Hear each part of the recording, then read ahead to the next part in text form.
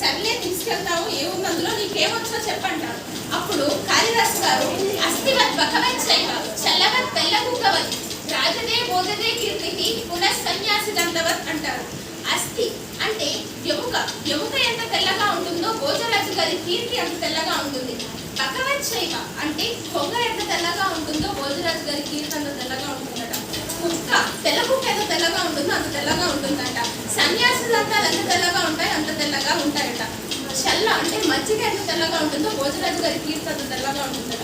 ఇది విని వీళ్ళు ముగ్గురు అనుకుంటారు, ఇంత చేతకాని కౌలు ఉన్నారు లోకంలో అని రాజు అనుకుంటాడు. ఇతన్ని తీసుకువెళ్తే ఖచ్చితంగా శిక్ష వేసి పంపిస్తారు, ఇతన్ని తీసుకువెళ్దాం అనుకుంటారు. అయితే వీళ్ళ ముగ్గురు మాట్లాడుకునేటప్పుడు కాళిదాసు గారు గమనించింది ఏమిటంటే ఏకసంతాగ్రాహి కొద్దిగా నచ్చి టకారం డకారం మకారం నకారం పలకం ఇదేదో బాగుంది అనుకుంటారు. ఎందుకంటే ఒకసారి చెప్పింది మీరు ఏకసంతాగ్రాహి వెంటనే చెప్పేస్తాడు. అయితే మర్నాడు భోజరాజు గారి దగ్గర తీసుకెళ్తారు. ఇతను ఏదో కబటండి, ఇతను ఏదో మీకు శ్లోకం చెప్తాడట అంటారు. అయితే ఏది చెప్పమంటారు భోజరాజు గారు? ఏకసంతాగ్రాహి తిరిగి చెప్పలేనటువంటి పద్యం చెప్పాలి.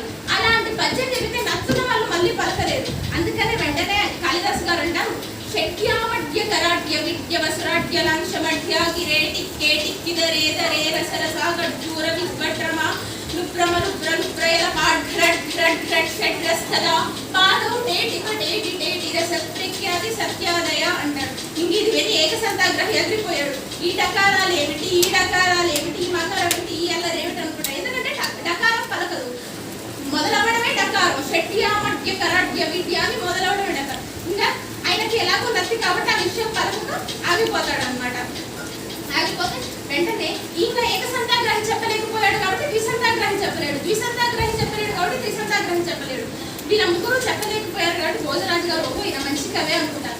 అప్పుడు కాళిదాసు గారు భోజరాజు గారి ప్రజ్ఞ అంటే ఎట్టి గొప్ప కీర్తి గురించి చెప్తారు.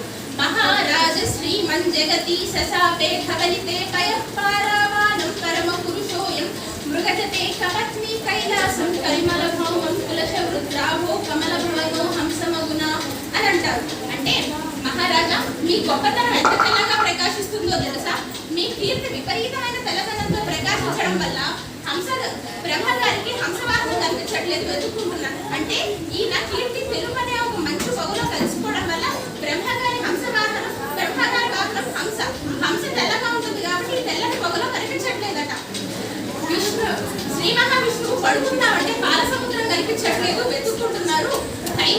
శివుడు తన ఇంటికి తాను కైలాసానికి వెళ్దామంటే కనిపించట్లేదు, వెతుక్కుంటున్నాడు.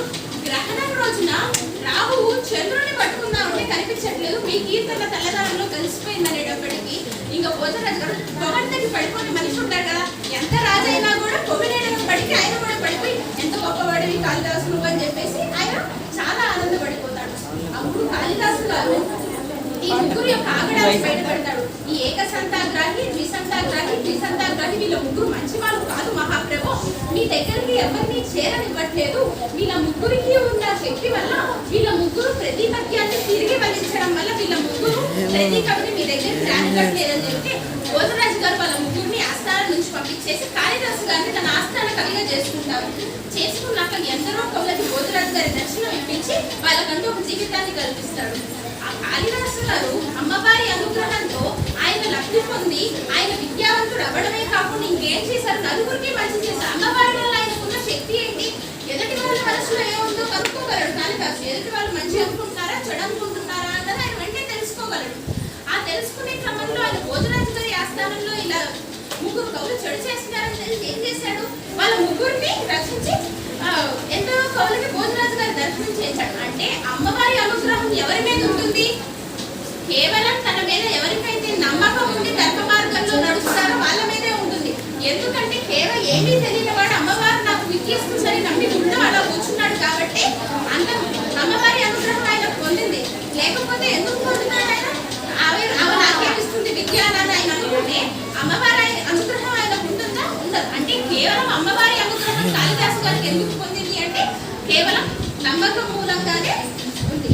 అంటే మనం ఈ రోజు రామాయణం కానీ మహాభారతం భాగవతము కాళిదాసు గారి కథ ఇన్ని కథల్లో మనం నేర్చుకున్న ఒకటే ఒక మంచి విషయం, భగవంతుడి మీద నమ్మకం ఉండి మంచి మార్గంలో ఉంటే చివరికి మనకి మంచి దొరుకుతుంది, ముక్తి దొరుకుతుంది. చివరికి ఒక విషయం